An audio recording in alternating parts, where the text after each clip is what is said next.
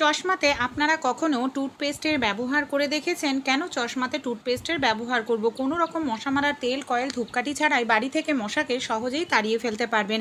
কিংবা আপনারা গরম ভাতের মধ্যে কখনো তেজপাতার ব্যবহার করে দেখেছেন? এমনই কিছু ছোট ছোট অসাধারণ টিপস শেয়ার করব। যদি ভালো লেগে থাকে অবশ্যই এই ছোট ছোট টিপসগুলি আপনারাও কিন্তু অ্যাপ্লাই করতে ভুলবেন না। সবার প্রথম টিপসটি চলুন দেখে নিই। এখানে দেখুন আমি নিয়ে নিয়েছি বেশ কিছুটা পরিমাণ তুলো।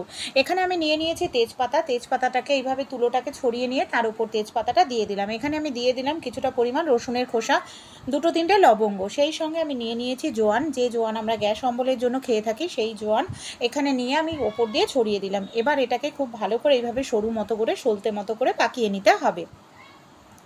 আমাদের বাড়িতে যে মাটির প্রদীপ থাকে বা নর্মাল যে কোনো পাত্রের মধ্যে এটাকে আপনারা নিয়ে নিন। এর মধ্যে আমি দিয়ে দেবো কিছুটা পরিমাণ সরিষার তেল।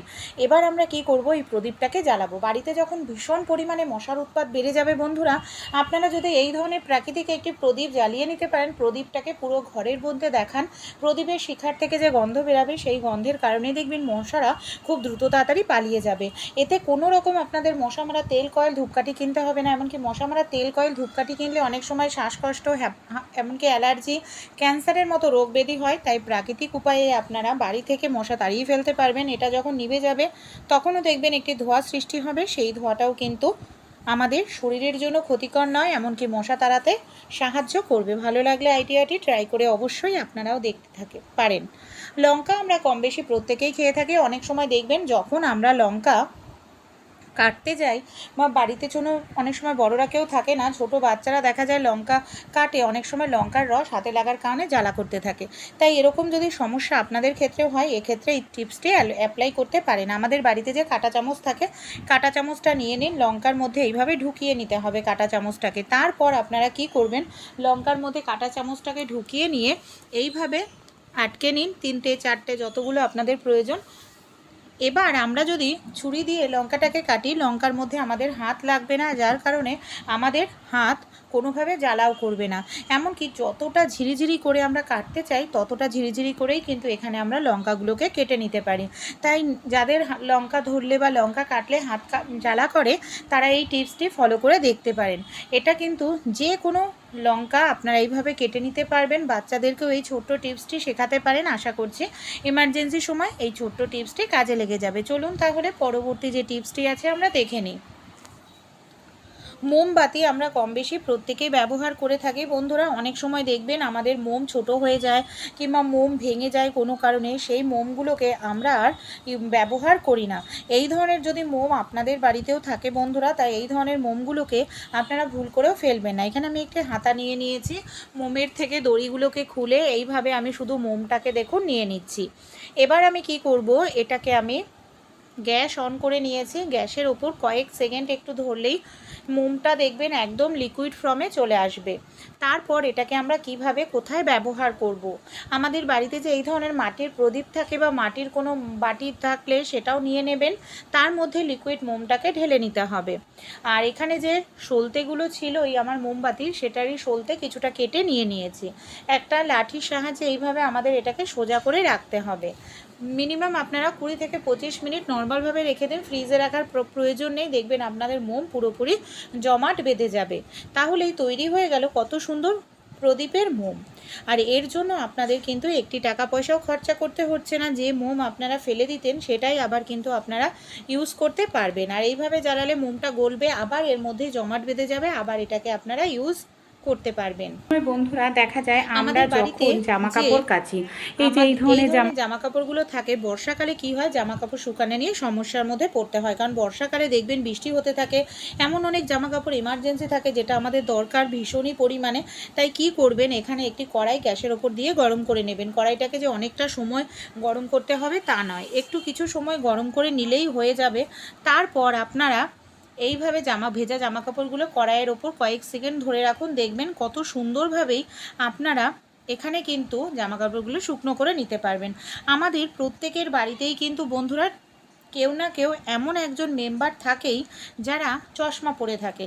চশমা পরে বাইরে গেলে দেখবেন চশমার মধ্যে ধুলো ময়লা লাগে, তখনই কিন্তু সমস্যা দেখা দেয়। দেখা যায় যে চশমার কাঁচ আবছা হয়ে যাচ্ছে, কিছুদিন পর চশমার কাঁচ চেঞ্জ করতে লাগে। সামান্য পরিমাণ টুথপেস্ট দিয়ে আলতো করে একটু আঙুল দিয়ে ডলে নিন। দেখবেন চশমার কাজে কাছে যত ধুলো ময়লাই লাগুক না কেন খুব সহজেই উঠে কিন্তু পরিষ্কার হয়ে যাবে। এবার কোনো পরিষ্কার কাপড় দিয়ে আবারও আমাদের সুন্দর করে একটু পরিষ্কার করে মুছে নিতে হবে। এইভাবে যদি সপ্তাহে 2 থেকে 3 দিন করতে পারেন, দেখবেন কিছুদিন পর পর যে আপনাদের চশমার কাঁচ চেঞ্জ করতে হতো, এক্সট্রা টাকা খরচ হতো, সেটা কিন্তু আর হবে না। ভালো লাগলে আইডিয়াটি অবশ্যই আপনারাও কিন্তু কাজে লাগিয়ে দেখবেন। কখনো ফুটন্ত গরম ভাতের মধ্যে আপনারা তেজপাতার ব্যবহার করেছেন? অনেক সময় ভাতে আমরা কম জল দিয়ে ফেলি বা আমরা কোনো কাজ করতে গেলে ভাত দেখা যায় আমাদের পুড়ে যায়, আর সেই পুড়ে যাওয়া ভাত থেকে বাজে একটি গন্ধ বেরোতে থাকে, যেটা ভীষণ বাজে লাগে। তাই এরকম যদি গন্ধ বেরোয় ভাতের মধ্যে আপনারা 2-3টে তেজপাতা দিয়ে গরম ভাতের মধ্যে দিতে হবে। 10 মিনিটের জন্য ঢাকনা দিয়ে ঢেকে রাখুন। 10 মিনিট পর যখন আপনারা ঢাকনাটা খুলবেন, দেখবেন আপনাদের ভাত থেকে যে একটা পোড়া বাজে গন্ধ বেরোচ্ছিল, সেই পোড়া বাজে গন্ধ কিন্তু চলে গেছে। ভাতটা খেতেও আপনাদের ভালো লাগবে। কখনো বাসন পরিষ্কার করার জন্য কাঁটা চামচের ব্যবহার করেছেন? আমাদের প্রত্যেকের বাড়িতে এই ধরনের স্টিলের বাসন থাকে। আর ডিজাইনযুক্ত স্টিলের বাসনে কি হয়, অনেক সময় ডিজাইনের ভেতরে ভেতরে দেখবেন নোংরা জমে যায়, আর যে নোংরাগুলো সহজে পরিষ্কার করা যায় না স্কচব্রাইট দিয়ে। তাই আপনারা এই ছোট্ট কাজটি করতে পারেন। এখানে দেখুন আমি স্টিলের যে বাসনগুলো নিয়েছি তার ডিজাইনের মধ্যে না নোংরা জমে যায় বন্ধুরা। এর জন্য কি করবেন, আমাদের বাড়িতে যে কাঁটা চামচ থাকে, কাঁটা চামচ দিয়ে যখন আপনাদের সময় হবে তখন আপনারা কাঁটা চামচ দিয়ে এইভাবে একটুখানি পরিষ্কার করতে থাকুন। দেখুন আমি যেভাবে ডলে নিচ্ছি, এইভাবে পরিষ্কার করলে ডিজাইনের ভেতরে যে নোংরা জমে যায় সেগুলো কিন্তু খুব সুন্দরভাবে বন্ধুরা পরিষ্কার হয়ে যায়। আর যেই সব জায়গাতে আপনাদের কাঁটা চামচও ঢুকবে না, সেখানে আপনারা কি করবেন, আমাদের প্রত্যেকের বাড়িতেই সেফটি পিন থাকে। সেফটি পিন নিয়ে নিন, যেখানে আপনাদের কাঁটা চামচ ঢুকবে না সেই সব জায়গায় সেফটি পিন দিয়ে এইভাবে পরিষ্কার করতে পারেন।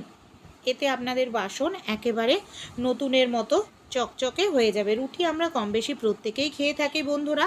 অনেক সময় আমরা যখন রুটি বেলতে যাই দেখা যায় আমাদের রুটি পারফেক্ট গোল তৈরি হয় না, এমনকি রুটিটা আঁকাবাঁকা হয়ে যায়, অনেকটা সময়ও লাগে। তাই যাদের রুটি পারফেক্ট গোল হয় না, ব্যালন চাকির প্রয়োজন পড়বে না। ব্যালন চাকির থেকেও তাড়াতাড়ি আপনারা রুটি বেলে নিতে পারবেন। এখানে আমি একটি বড় পলিথিন নিয়েছি, অবশ্যই কিন্তু আমি আগে থেকে পলিথিনটাকে ভালো করে পরিষ্কার করে মুছে নিয়েছি। এবার আমি পলিথিনের মধ্যে শুকনো আটা ছড়িয়ে দিলাম। রুটি তৈরি করা লেচিটাকে নিয়ে নিয়েছি, পলিথিনটাকে এইভাবে অর্ধেক করে ভাঁজ করে নিচ্ছি, আর ওপর থেকে আমি এখানে একটি প্লেট নিয়ে নিয়েছি। প্লেটটা দিয়ে আমি এইভাবে দেখুন হালকা করে একটু চাপ দিচ্ছি, তাতেই এখানে আমার কত সুন্দর দেখুন রুটি তৈরি হয়ে যাচ্ছে বন্ধুরা। ব্যালন চাকির প্রয়োজন পড়ে না, একদম পারফেক্ট গোল রুটি এখন আপনারা খুব সহজেই কিন্তু বাড়িতেই পদ্ধতিটি অ্যাপ্লাই করলে তৈরি করে নিতে পারেন। এই দেখুন কত সুন্দরভাবে রুটি তৈরি হয়ে গেছে, তাও আবার কিন্তু একদম পারফেক্ট গোল। তাই ছোট ছোট টিপসগুলি যদি আপনাদের একটু ভালো লেগে থাকে অবশ্যই